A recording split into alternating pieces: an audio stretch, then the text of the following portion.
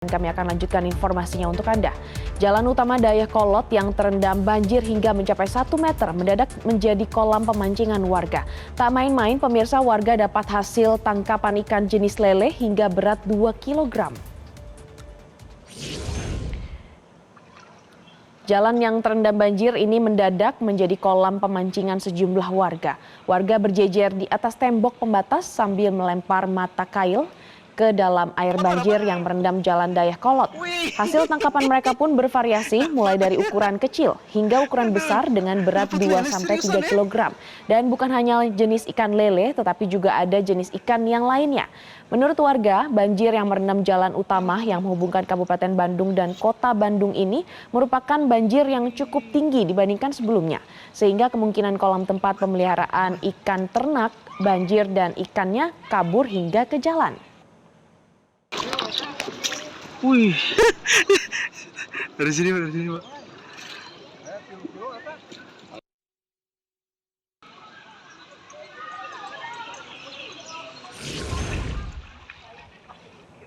Wah, menarik sekali ya pemirsa, di tengah bencana banjir tapi masyarakat masih bisa memancing ikan.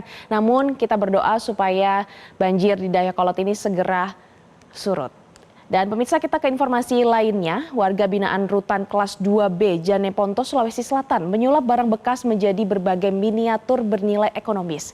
Nah, karya kreatif ini tidak hanya mengurangi sampah tetapi juga menjadi bekal keterampilan saat kembali ke masyarakat. Inilah miniatur cantik yang terbuat dari barang bekas seperti koran bekas, kardus, puntung rokok, dan plastik atau kantong kresek. Setiap karya dibuat secara teliti dan memerlukan ketekunan. Meski bermodalkan bahan bekas, hasil miniatur yang diciptakan memiliki kualitas yang tidak kalah dengan produk kerajinan pada umumnya. Kegiatan kreatif ini merupakan bagian dari program pembinaan kemandirian dan warga binaan juga diajarkan bagaimana cara mengelola kulit kuda menjadi produk makanan berupa keripik kuda yang renyah dan enak. Hasil karya warga binaan ini dipajang melalui galeri pembinaan rutan dan juga akan menjadi sebuah souvenir atau cenderamata berharga untuk para tamu pejabat yang datang saat berkunjung. Boleh Bapak dibawa, silakan Bapak untuk cemilan nanti timnya mungkin.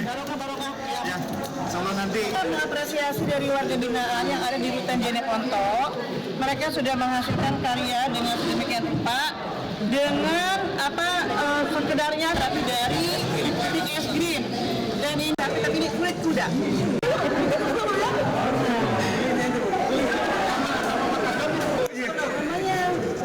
Kebetulan pas ya. Baik, saya apresiasi.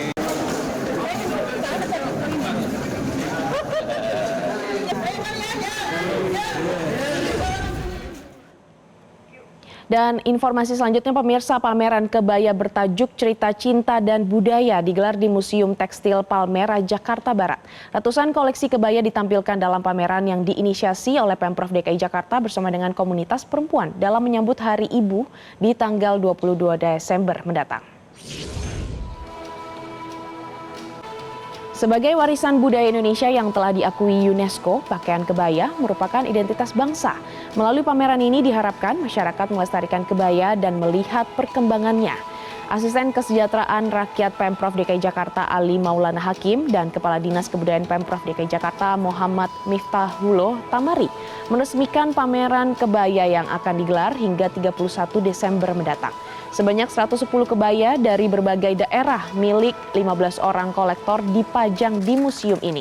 Pameran ini juga memperlihatkan perkembangan model kebaya dari tahun 1930 hingga saat ini.